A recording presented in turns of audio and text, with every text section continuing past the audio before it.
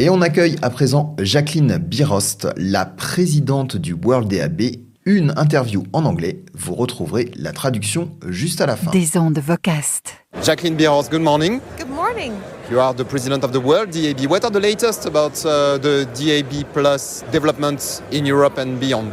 Well, we heard this morning that Greece is also going to expand their distribution with commercial broadcasting all over Greece. So that's new. So we're very happy on that. So it will be more than just a public broadcaster in Athens, but it will be commercial broadcasters as well, all over Greece. So that's good. 2 weeks ago, we heard in Turkey, in Istanbul, they launched DAB+. Only 12 stations now, but opportunity to grow to hundreds of them. So that's lovely news. As we know, Turkey is important. It's a big country and a lot to take up. And Switzerland switched off the public broadcaster. And it's exciting. We will have a session tomorrow. And I will be talking about Switzerland as well in the panel. And we will hear more about that, so more to come tomorrow. What is lovely is that you see that DAB Plus has been embraced and find so important for broadcasters to have their own ecosystem at the heart of their radio, to control their own distribution. So I loved the talk this morning from Stefan from ARR, that he said content is king and distribution is King Kong. So that was kind of nice. Okay, so without spoiling the session of tomorrow, for our listeners that are not attending Radiodays Europe, can you say in a few words how is it going since January and the switch off of FM for public broadcasters? Well, you could see that there was some figures saying that they lost 25% of their listeners. So that is really if that would happen to commercial broadcasters, it's like, you don't want that.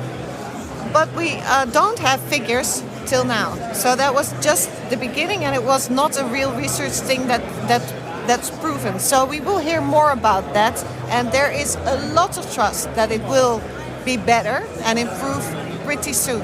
So the pain is temporarily. This is also why Switzerland chose for the public broadcaster to switch off first and later the commercial broadcasters, to give them more time to get adjusted and to get the first hit. We saw in Norway that it was very rapidly back on track and even higher. And we see that digitization of radio leads to broaden the cake instead of making thinner slices. So we are optimistic about Switzerland, but it's of course something that we will talk about tomorrow. Okay, so it's a pain to go through in order to have a better offer ultimately. Yes, that's ultimately the case, and of course at a much lower cost. If you do the maths, that is the reason why people are digitizing. So it is a choice to make for the environment, economically, and for safety emergencies in your country.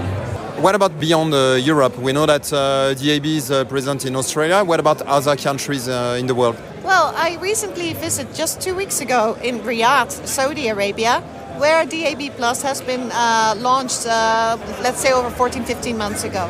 So we know in Indonesia there's a take-up of DAB Plus next to Australia. Thailand has been doing a lot of tests and is going to roll out. We don't know the exact date yet. So there are many more countries involved in DAB Plus and finding it important to have it as their safety net, to have good broadcast at the heart of radio. Jacqueline Bierhorst, thank you. You're welcome.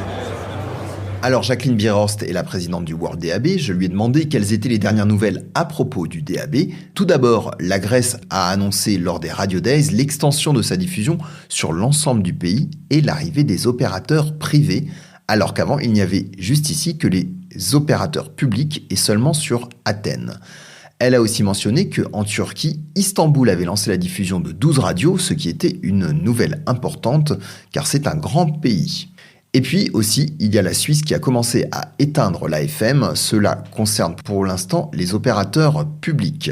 Jacqueline résume la bonne santé du DAB en citant le président de l'Association européenne des radios qui, durant les Radiodays, a dit que si les contenus sont rois, eh bien la distribution est méga roi, c'est-à-dire cruciale. Alors, en ce qui concerne la Suisse, j'ai demandé à Jacqueline comment s'était passé le début de l'extinction de la FM. Alors Jacqueline a noté que la presse avait cité des baisses de 25% d'audience en janvier suite à cet arrêt, mais que ces chiffres étaient très partiels et n'avaient pas d'échantillonnage assez important car la période était trop courte. Elle souligne cependant que le fait que les radios publiques expérimentent cette extinction en premier permet aux radios privées de s'adapter vu qu'elles ont un impact commercial. Elle note qu'en Norvège, effectivement, il y a eu des baisses au début, mais qu'après, l'audience était remontée et à des niveaux encore plus forts qu'avant, et que donc ces moments un peu difficiles à passer au début permettent ensuite d'offrir aux auditeurs encore plus de contenu et à des coûts de diffusion inférieurs.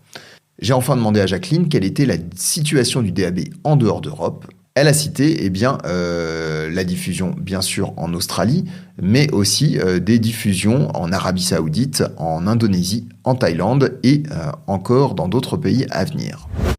Des ondes Vocast.